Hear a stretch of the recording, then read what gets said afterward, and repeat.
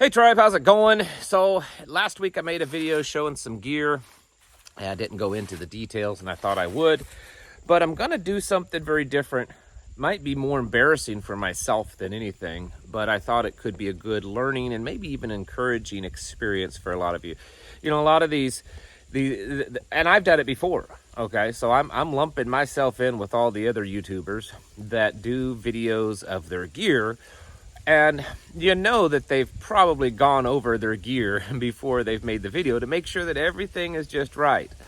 And I was planning on doing that myself. I thought, okay, I need to throw some stuff into my get home bag because there's some certain things that I still need to put in there, and then yada yada yada. Well, I didn't do that. I've been busy, and I thought, you know what? I'm going to make the video just as it is, because I know for a fact that there are things that are missing from this. And so part of it's an encouragement, maybe throw some tips in, but I ask that you folks, when you see that there's something that's not there that should be, throw that in. Now, this is a get home bag setup. And you know, all of us parents, we love to say, do as I say, not as I do. And that's part of what this is. My get home setup is probably different than what most people need. A get home setup needs to be very lightweight. The whole point of getting home is that you're at work or you're at the grocery store or wherever it is, and something happens and you need to get home and you can't just drive your vehicle. I mean, if you can still drive your vehicle, then of course, just drive your vehicle and make it easy. But if you can't and you got to take off on foot, you need to have a plan of what to have enough stuff to make it sustainable for you to get home. And the idea is to get home as fast as you can. So if you're carrying 40, 50, 60, 70 pound bag, you're going to be slowed down. The average person, a lot of this has to do with how far away your average is going to be. The average person is 10 to 15 miles away from work and shopping. That's average. Some of it's longer, but that's average. And most decently healthy people can within a day or two, can make 10 to 15 miles. So you want to keep your equipment light so that you can get home fast. It doesn't have to be the very best equipment. It only needs to last a day or two till you get home. So don't worry about going out and spending money that you don't have or not getting it because you don't have the money. Get stuff that's just good enough, at least at minimum, just to get you home, within a couple of days. So I'm going to show you what I have. I'll give you an idea of what you can do. That's very low budget. My stuff, I carry most of my gear with me when I'm in the vehicle. And I'll show you how I have a large bag that's probably much larger than a get home bag needs to be. But it's my bag. It can be a 3-day assault pack. It can be a bug out bag. It's just a multi-purpose bag. It's pretty large. And I mean, it's not huge, but it's large enough. So that pretty much stays in my vehicle at all times. And then I have a rifle and a go kit, my chest rig and stuff that stays with me. So, when I get home, I take it out, I put it in the house. When I go to leave somewhere, I grab it and I go with that. And then of course I have my EDC, which is, a firearm and magazine, usually a flashlight and a pocket knife. And if I can remember, which I'll admit, I forget sometimes, take a tourniquet with me. So anyways, I'm going to flip the camera around and kind of show you some things and kind of talk through it, and we'll go through it and see how awful of a prepared person that I am. So, and it's okay to critique me, and it's okay to let me know that I've got some holes that I've got to fix. All right, let's switch this camera around. All right, now, this is always fun to do this one-handed, but first of all, yes, this is a bag, and it's not a high-end bag. Most of us aren't Special Forces Army Rangers, and most of us don't need $300 and $400 and $500 bags. This one here is about $100. It's a Condor bag, and for me personally, a $100 bag is actually pretty nice. The one that I had before was about a $50 bag, and it still works fine. I've given that one to my wife. And there's really nothing at all. That's the bag that I've used for 3 years with all the rucking that I do on a weekly basis, and it's held up excellent. So this is a little bit bigger bag, just a little nicer. And so we'll get into this here in just a minute. This is my chest rig. We'll get into that just a minute. This is, of course, my rifle. That's you you don't have to have that for get home purposes. This here's what I wanted to start off showing you. I picked this up at the Dollar General store. That's right, the Dollar General store for $3 whole. It was on clearance. Is it high quality? I definitely can tell you it's not. I mean, these straps may not last forever. The zipper probably will bust. But would this hold the stuff that you need to get you home in a day or two? Probably. It'd probably do the job. It's very lightweight. It's got this strap that you can, throw over your shoulder, so that's fairly easy to carry. And it's very gray man. It's got these stripes here on this side. I was looking. I'm not sure if those are reflective. I don't think they are. And then it's plain on this side. But these may be reflective. I'm not sure. They kind of look like they could be. Anyways, this is an extremely cheap duffel bag that would probably do the job to get you home, as long as you don't overweight it. If you put too much in it, it may pop quickly. But for the average amount of stuff that you're going to put in it, it'd probably do the job to get you home in a day or two, because that's the main focus, is to just get you home. And I understand that some of you have a very tight budget and you can't afford to go out and even buy a $100 bag. This is something that I don't just casually buy. I have to plan ahead so that I can get something like this. But most of you can afford a $3, $4, $5 duffel bag, and you probably already have one. And this will work just fine, so that you can put all your stuff in it and keep this in your vehicle, in your trunk, or under your seat, in the back seat, whatever, so that you can get home. So let me toss that out of the way. Again, with the rifle, you don't have to carry a rifle. If you can afford a compact, maybe a pistol caliber carbine or a compact pistol rifle that you can fold up or, break down, that works too. But, they are bulky and heavy. But you also have to understand that where I live is different. I live out in a very, very rural part of the country. And so if I have to get home because my vehicle broke down or the apocalypse has happened, out here carrying something like this is not that strange and unusual. It's not going to draw a whole lot of attention to me. Whereas if I broke down in St. Louis and I'm walking through St. Louis, this definitely would draw attention.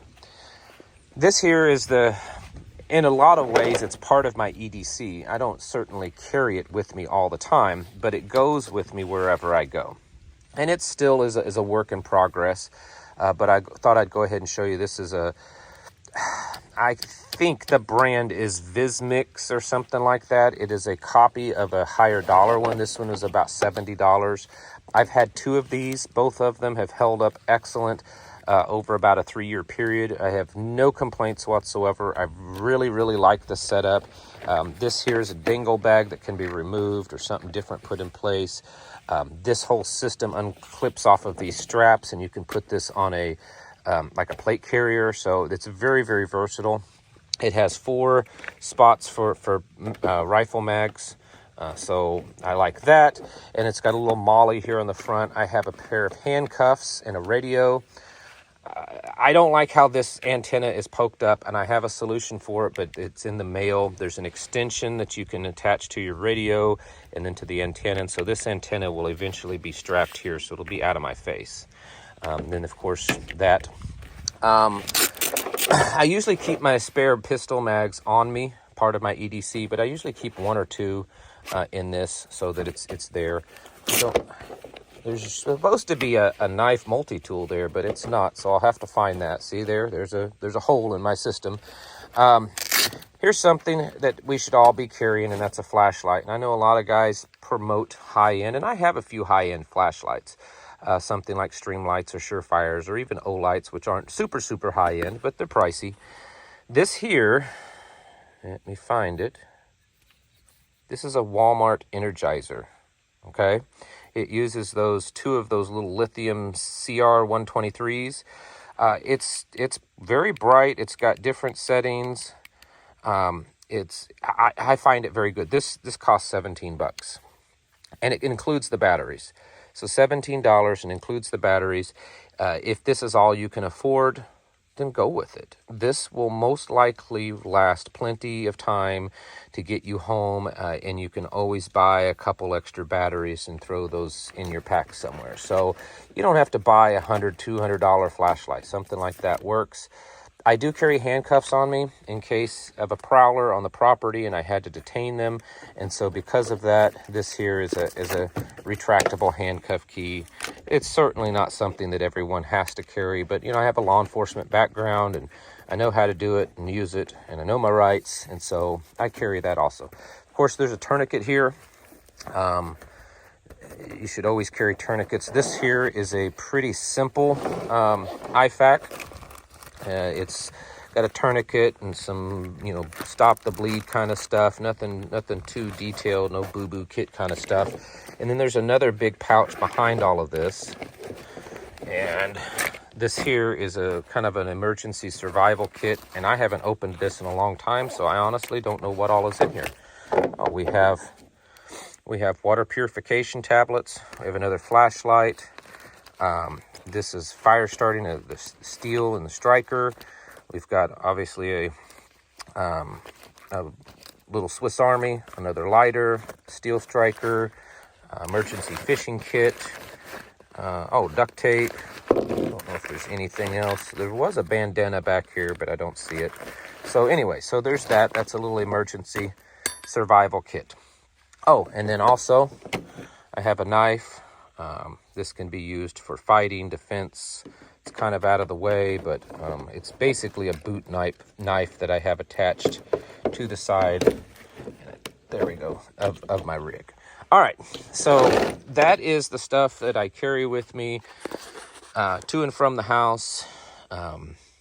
It's kind of stays on my person. This chest rig, I do wear it around fairly often, mostly to just become more and more comfortable with it. It is very, very comfortable to wear, even with as much gear on it that I have, and you don't have to put that much. Oh, forgot, got gloves hanging off the bottom on a D-ring. But this is that kit. All right, now let's move on to this, because this is really what the video is about, as I've lollygagged and stuff. So we have a pretty robust IFAK here. This is not a bare IFAK, but it's very similar to a bare IFAK.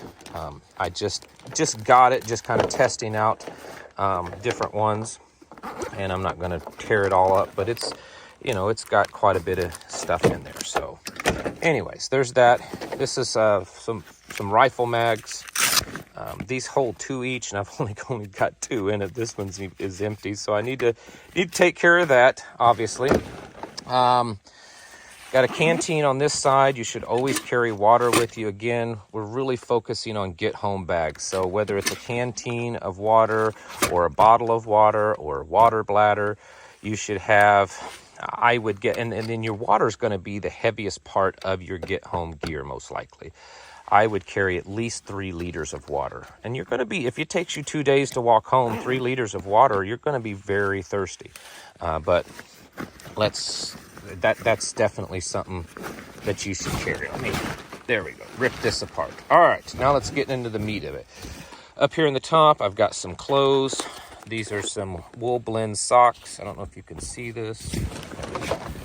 Move it a little bit if you can see. Okay, so wool blend socks, and this is a thicker Henley, long sleeve Henley. So there's some clothes. This here, I've talked about this before. It is a emergency blanket / tarp / shelter. I'm not going to pull it all the way out because it's getting it back in and stuff, but you can see it's got a tarp material on one side that's camouflage, and on the inside it has this space blanket stuff, and it's a little kind of quilted. This works really well. Again, you can make it a shelter, a blanket.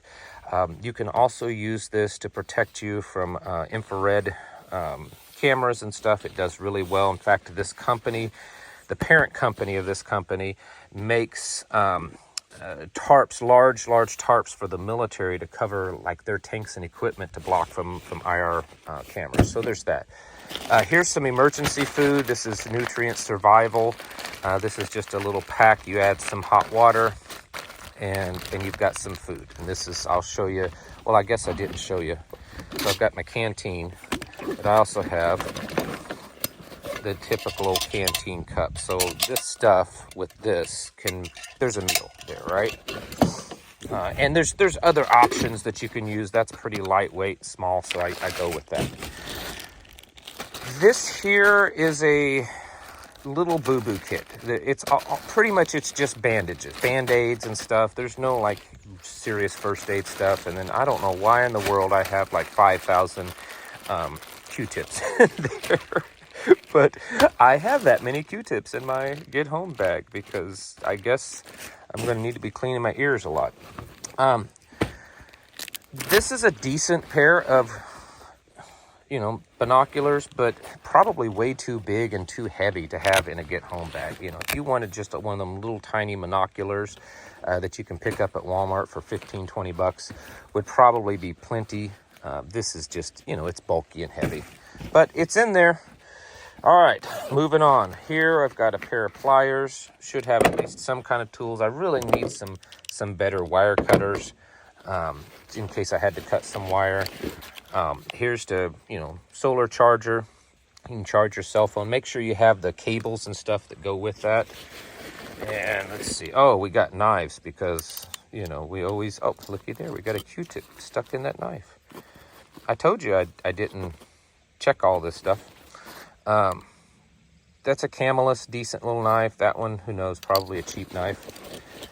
So okay to have cheap knives with you because sometimes you need to do something that you know you're going to break the knife, but you need to do it anyways.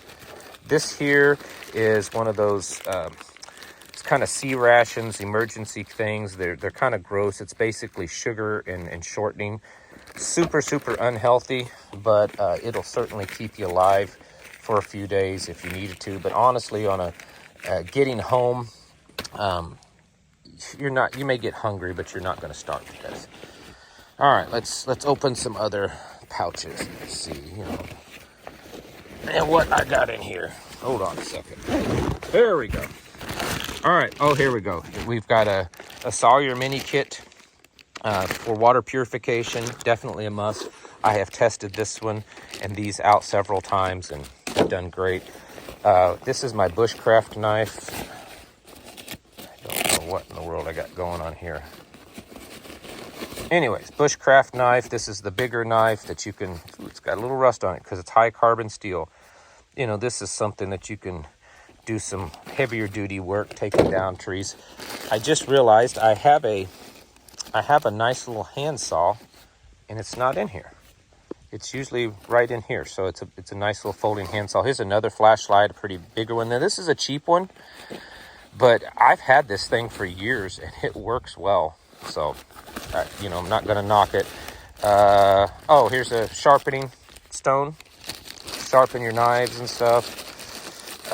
Another tourniquet that's still in the package. Probably should open that up. Here's a larger space blanket. This is one of those kind that you can make like a big shelter. And this is it's just a much bigger one. And, oh, another fishing kit. Plenty of bobbers that probably don't need. Let's see.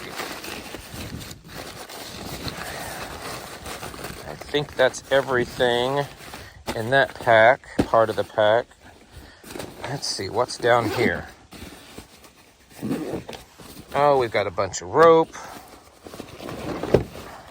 Goodness. There we go. We've got a compass. This here I would say is a must, a seal cock key. For those of you that don't know, if you ever seen businesses that have a outdoor water faucet to hook up a water hose, but there's no knob, and it looks like there's this weird little hex thing, this is what you use to turn them on. So outside of like maybe a bank or Walmart or something where they would have an outside faucet for a water hose, this is what they use to turn them on. And this is a kind of a universal one.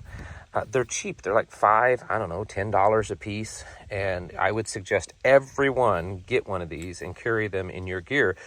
Because even if water supply is shut down, there's a lot of times still pressure in certain systems. And, you know, if you go buy a big bank or Walmart or grocery store and you have one of these, you may only be able to get a quart or two of water out of it, but that's a quart or two of water. So I would certainly get one of those. Also, these are boat matches, you know, the big kind of boat matches. I bought a huge bunch of these once. Got a headlamp, and again, this is a Walmart Energizer, but these were cheap and I bought several of them and they've done really well for me. These you can do, let's see. Yeah, see it? You can, it's got the red light, and yeah, there's a way to, well, maybe that's not working. See, it's a good thing that I checked this. I'll have to check and see if it's battery or what, but it's got a red light and a white light. And then this is an emergency sleeping bag. I don't know why I have so many emergency sleeping bag stuff, but this is another emergency sleeping bag. It's a better quality than just the cheap little Mylar ones. You know, it's something that's going to last a little bit longer. But anyways, emergency sleeping bag. And oh, this is a bunch more matches. And oh, I see what that is. It's an little emergency sewing kit. That's what this is. It's a little sewing kit. There's some thread in there, and there's you know, that kind of stuff. Anyway, so there's that. I think that's mostly everything. Yeah, this pouch is empty. Yep. All right. So I can tell you this: my little saw's not in here. My rain gear is not in here. I've taken that out, so that's not in here. Honestly, though, what you see here, if I was stranded 15 to 20 miles away and I needed to get home, this is going to cover it. I can tell you from experience of walking that far, you really don't need much of anything, because if you can make it home in a day, you know, if you're 15 miles away, and unless you have really poor health, the average person is going to be able to make that 10 or 15 miles in a day. The average person should be able to walk, you know, around 2 miles an hour. And so even with breaks, in 8 hours, you should be able to make 10 miles, maybe 15. And if you do it and you push yourself through, honestly, the only thing that you really need is probably water. And even if you don't have water, unless you're in the middle of the desert and it's hot and dry, you'll still get home. You'll be a little dehydrated, but you'll make it. So really, all of this gear isn't absolutely necessary. And even though there's certainly things here that's missing, it's probably way more than enough stuff to get you home.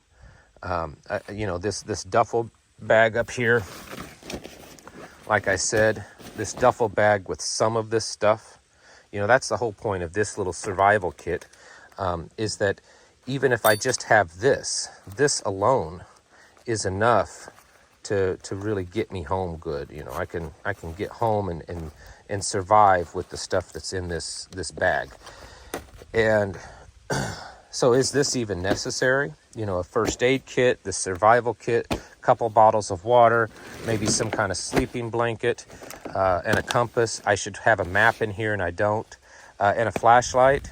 That's probably about it. Now, as far as firearms, again, I already said you don't have to carry something like this, but if you're able to, do it. But this should be. So even if you're in an area that you don't feel comfortable carrying this on your person, you should have it stored away very discreetly in your vehicle, even though I do not like storing guns in vehicles, because people break into them and steal them. Or you can have it carried in your backpack or in your gear, but at the very least, have one that you can put in your get home bag so that you have a firearm to get you home. All this other stuff, you know, even a robust first aid kit, IFAK, and, you know, this, maybe not. The food, you don't need the food. You're not gonna eat. This kind of stuff, you know, if you had a hoodie jacket or something in your car, so when it's cold, you can throw that on, that's fine. Everything else is really secondary, and it's mostly just to give you some ideas. Don't spend a ridiculous amount of money doing this. Just get stuff that kind of works, throw it in your vehicle and have it. Odds are you'll probably never have to use it, but if you need it and you don't have it, it's going to be bad for you. So put yourself a gear together today.